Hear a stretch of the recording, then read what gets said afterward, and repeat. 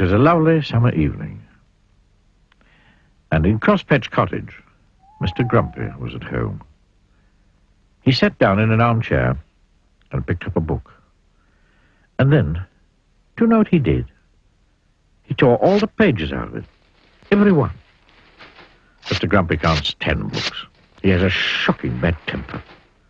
In fact, he's quite the most bad-tempered person you can imagine. Grumpy by name and even more grumpy by nature.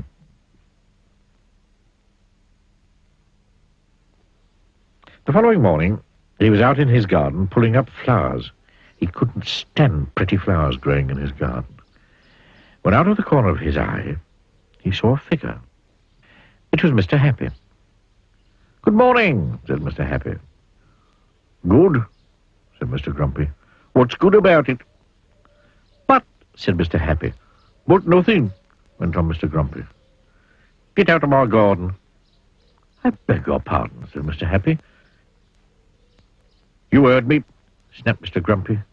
"Go away." "I say," laughed Mr. Happy, "you're a bad-tempered fellow." Grunted Mr. Grumpy. "And," went on Mr. Happy, "bad-tempered fellows need to change their ways." "Rubbish," retorted Mr. Grumpy, and went into his cottage, deliberately stepping on Mr. Happy's foot as he passed him. Oh, said Mr. Happy. Bang went the door of Crosspatch Cottage as Mr. Grumpy slammed it behind him. Mr. Happy stood there looking not quite so happy as he normally does. His foot hurt.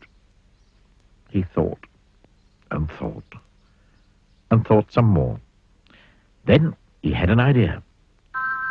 He smiled and went to see Mr. Tickle.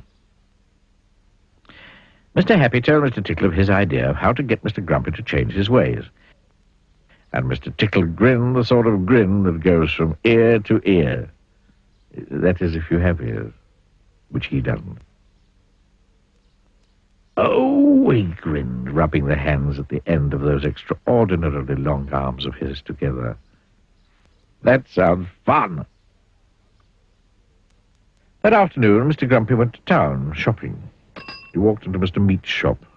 Mr. Meat was a butcher. "Give me some sausages," snapped Mr. Grumpy, "and be quick about it." Poor Mr. Meat, who was frightened of Mr. Grumpy, did as he was told. But as he was doing as he was told, something appeared through his shop doorway. Do you know what it was? It was an extraordinarily long arm belonging to... Well, you can guess who it belonged to, can't you? That extraordinarily long arm of Mr. Tickle's came in through the door and across the shop, up to Mr. Grumpy, and tickled him. "Oh!" squeaked Mr. Grumpy in alarm, dropping his sausages and looking round to see what had happened.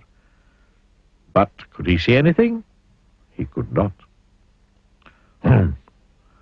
Grunted Mr. Grumpy, and picked up his sausages and went next door, to the cake shop. Crash went the door of the shop. "Give me a cake," snapped Mr. Grumpy, "and hurry up." Poor Mrs. Fairy, who sold cakes, was frightened of Mr. Grumpy, so she did as she was told. But as she was doing as she was told, guess what happened?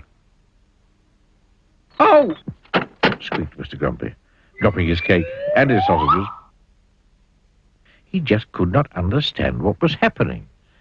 And the same thing happened at Mr. Daly's, the newspaper shop, and Mrs. Humbug's, the sweet shop, and at Mr. Bottle's dairy, and at Mr. Pack's, the grocer's. It went on all afternoon. And all afternoon, Mr. Grumpy kept being tickled.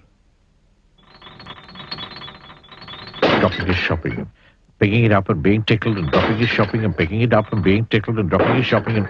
Oh, he just couldn't understand it. On his way home to Crosspatch Cottage, he met Mr. Happy again. "Hello," grinned Mr. Happy. Having a nice day?" "Get out of my way," snapped Mr. Grumpy, "before I kick you." But almost before the words had passed his lips, that extraordinarily long arm of Mr. Tickle's had appeared from behind a tree and tickled him yet again. He jumped in the air and dropped all his shopping yet again and fell over. Mr. Happy looked down at Mr. Grumpy lying amid a jumble of sausages and cake and newspapers and sweets and milk and cornflakes. I think he laughed that if you were to change your ways and not be quite so bad-tempered quite so often, this sort of thing might not happen to you quite so often. "Oh," grunted Mr. Grumpy. He picked up all his shopping yet again and went home to Crosspatch Cottage. But on his way, he did think about what Mr. Happy had said, because he very definitely did not like what had happened to him that afternoon. Mr. Happy and Mr. Tickle laughed and shook hands. And so after that, Mr. Grumpy did try not to be quite so bad-tempered quite so often. And the more he tried, the less he found he was tickled. And so he tried more and more. And these days, he's quite a changed person. Why, only the other evening, he picked up a book, and you know what? He only tore out one page.